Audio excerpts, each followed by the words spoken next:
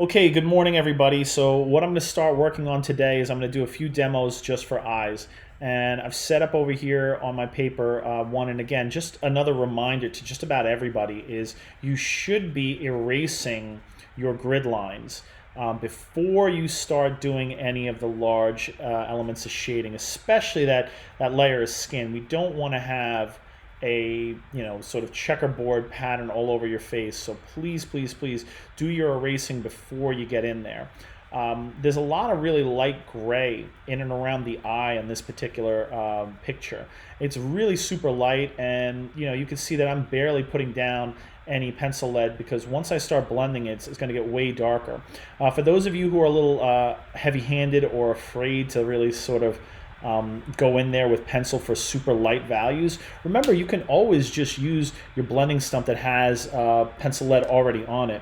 I'm going to use a clean one here because I really already put down a little bit of gray, and I'm going to go ahead and start blending some of that stuff in, especially around the brow and above the eyebrow. Now, for the eyebrow, again, I'm going to demo quickly on how to do the eyebrow. We want to first off start with a little bit of value. So I'm going to shade it in, knowing that it's a little bit darker than the skin tone. Nothing too crazy, not as dark as it is in the picture, but just to get that base value down.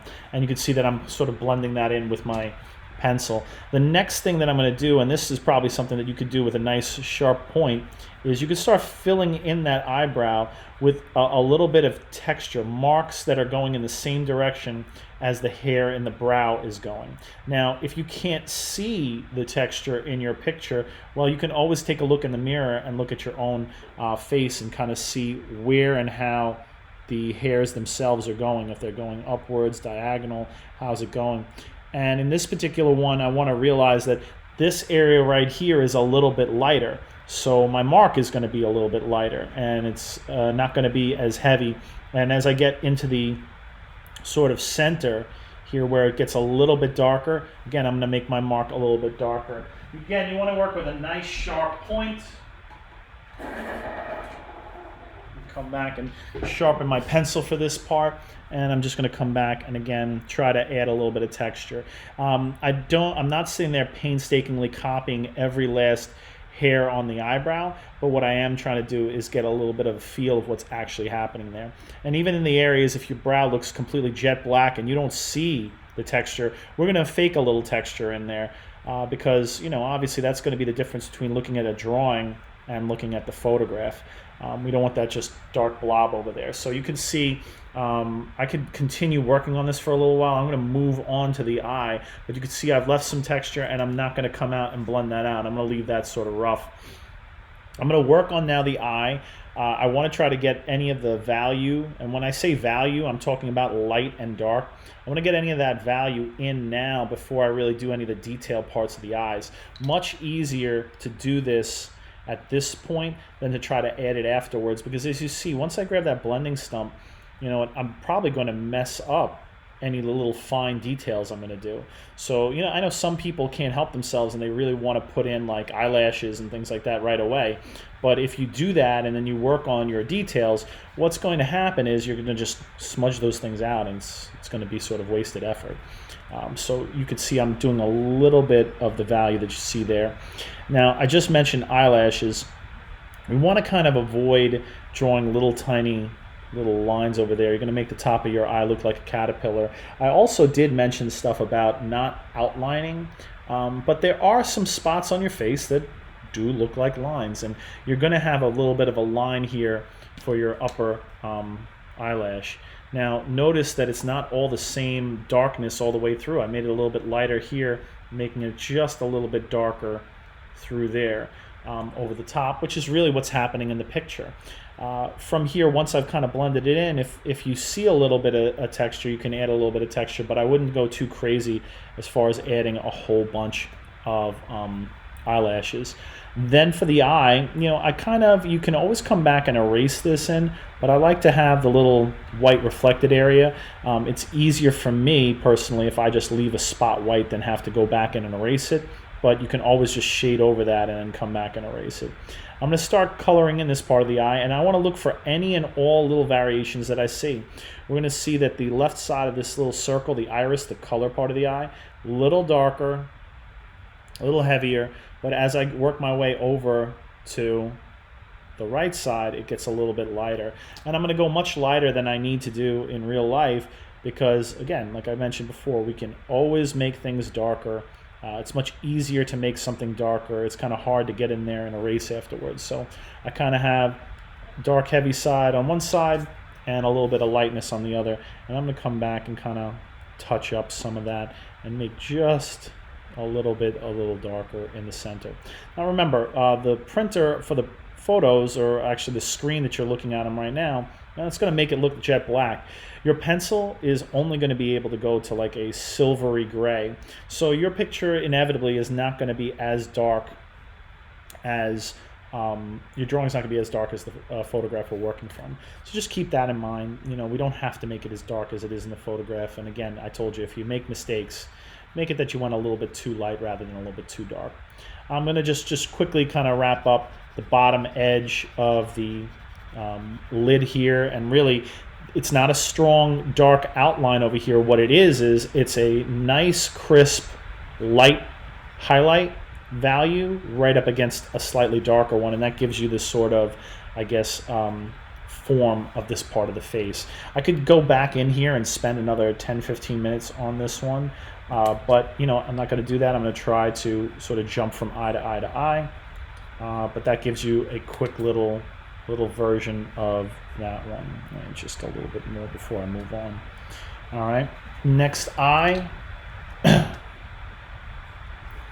Switch up the pictures, and I'll post this video so you guys can follow along later. This one is a little bit darker, of an image. Let's try to straighten that out for us a little bit. All right, again, before we get started on any of that, I'm going to erase my grid lines. Make sure to get rid of your grid lines. It's not super important in an area that's going to be really, really dark, but definitely where your skin tone is, we want to get rid of that. Now, I want to get my base layer of gray. Obviously, this picture that I'm looking at right now is way darker than the one I just worked on. So I'm going to try to shade in a little bit of this brow so I don't lose it when I start making my darker grays. So I kind of know where that is. I'm going to really put some really light gray on this side. And again, if you're heavy-handed and you have a hard time making those really light tones, remember you can always use that sort of dirty blending stump to kind of get those light grays in there. I'm going to kind of shade in around the eye on this section, just leaving sort of the mask part alone. And I need to shade a little bit in and around the orbital bone on this side. This light gray area that I'm leaving white right now, I'm going to take care of that with my blending stump. I'm going to come in, again, work my blending stump different directions, try to up and down little circles, change it often to try to make everything look nice and smooth. I'm going to come in and just blend in that initial darkness for my eyebrow. I'm going to work on the dark section in here, other recesses of the orbital bone. I'm going to use a little bit of that light gray to kind of give a little tone to the inside part of the eye. And I'm going to work on this outside area. So this is sort of my first sort of base coat. And again, I want to keep you guys, just keep in mind that, you know, for this one, I'm trying to do, you know, 3-4 demos in one period. I could spend 15 or 20 minutes on each one of these eyes and really just get in there and do a ton of detail. And you guys are going to have that kind of time. So don't feel rushed. Don't feel like, okay, I need to do that. In fact, if you're doing any of this as quickly as I am, you're probably being a little careless. Again, now I'm going to come into the eyebrow, really with my super sharp point. I'm going to make my light little marks. Again, the front part of this brow is pretty light, and the hairs, you can see they have a lot of space around them, so I'm not going to put a lot of them. As I get closer to the middle here where it gets a little darker, I'm going to start grouping them in together a little bit, maybe just pressing down just a little bit harder as I'm working my way over. And again, I'm trying to make that mark and make that texture flow in the same direction as the actual hairs are, just so when my viewer looks at this, they get a little bit of a feel of what it looks like. And again, even if your hair is jet black, and even if your eyebrows are jet black, that doesn't mean in the picture that every part of it is the same. But the last thing you want to really do is come in there and just draw a sort of shape and just shade it in. We want to have a feel that there's a little bit of value in there. And then I'm going to start working on, I like to work left to right, so I'm going to work on this edge. I've got a little bit of a crease here that is part of the lid, like just a fold from the lid, and that's almost like a line. Again, it doesn't go all the way across super dark. It sort of is dark on the edges, gets light, and then it sort of comes back to us on this side a little bit. So I don't want to overdo, I don't want to straight up just outline stuff. But again, there's a little bit of an option here for almost an outline, especially on that upper lid of lashes. So I'm going to start darkening that, especially on this corner where we have this sort of tear duct. I'll work on that little detail. And then looking at his eye, you realize that the white of the eye, there is some gray in there. So I'm just going to use a little bit of what's on my blending stump to kind of put that light gray in there. And again, the more little subtle changes you see and you find in your picture as far as shades of gray, the more realistic it's going to look. So, you know what? Spending the time finding that little bit of variation in there really is going to be the difference between a pretty good portrait, and I think almost every single one of you is doing already a pretty good portrait, but that extra little finding of gray and that extra little attention to detail is what really makes it that sort of gives it that wow factor. So I'm working on some of the shading again in and around this eye, especially on this end, which is a little bit darker. I'm going to look at the iris of his eye, and truthfully the white of the eye on this side needs some gray as well, so I'm going to add that in the corner a little bit darker. And then I'm going to go into the iris. I'm going to try, you can see in this particular picture that around the outside edge of the color part of his eye, the iris is like call it a corona.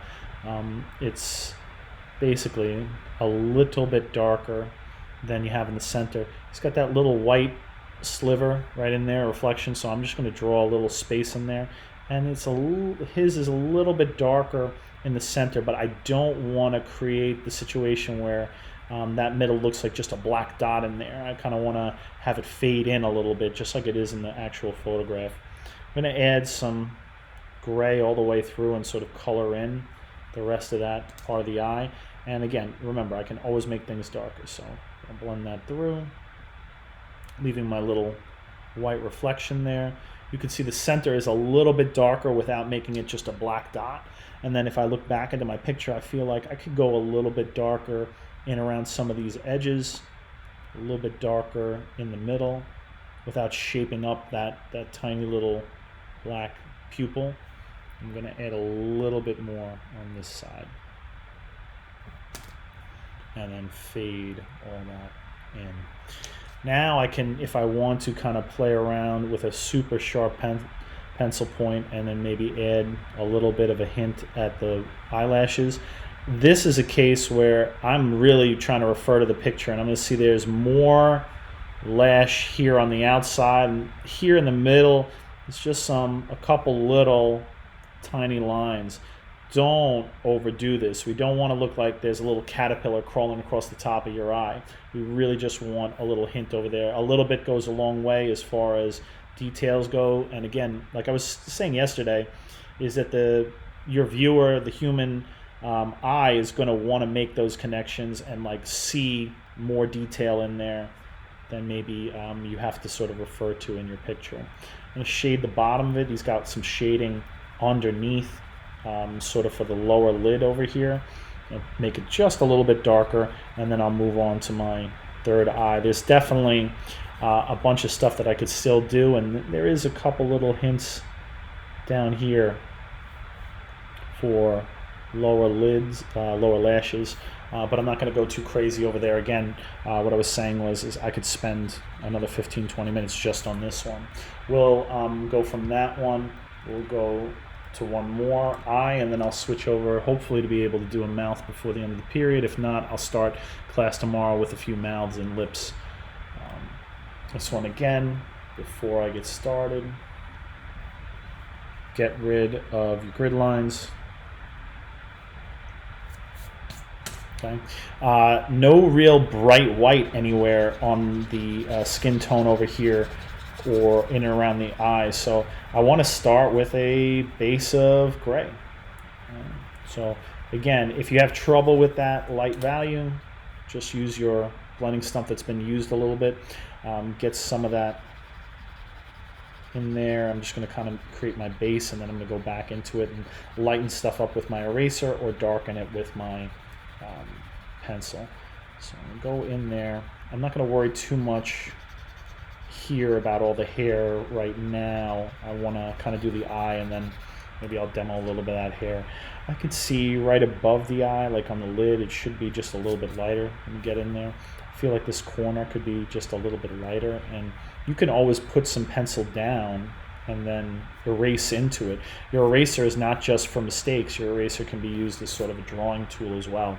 I'm getting a little bit of light and reflection over there, so I'll add that. Just a hint here of the brow.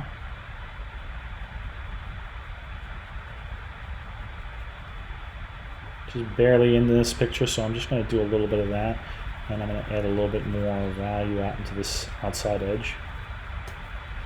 Blending in that darkness, not touching that stuff. I want to leave that texture right now. I'm going to come back down over here. I'm going to look that, I'm just going to darken this up just a little bit so we can see it a little easier. But I got my lid, that crease for my lid. This is one of the few places in the picture that you really have like an outline. So we got a little bit of an outline over there. I'll just gently blend that in. I'm going to add a little bit more gray to this corner. Maybe just above it. You don't have to get crazy with all the little creases in there, but it's fine if you do. I'm going to work from the left side to the right, adding a little bit of darkness here for that tear duct, and just sort of thickening up the area where the lashes would be. Obviously, a lot of this eye gets obscured by hair, so just like I've told you through pretty much everything we've done, don't draw what you don't see. Try not to make up stuff. Oops, sorry guys. All right. Just got a lot of light little marks in here, some reflections and stuff like that. You know, hard to make out exactly what those shapes are. But what I'm going to do is I'm not going to leave them pure white. I am going to give them a little bit of value because they are gray. But I think what I'll do is I'll start with the darkest part of the eye first and kind of leave myself some gaps that I can blend into. So kind of fill in here with my darker value.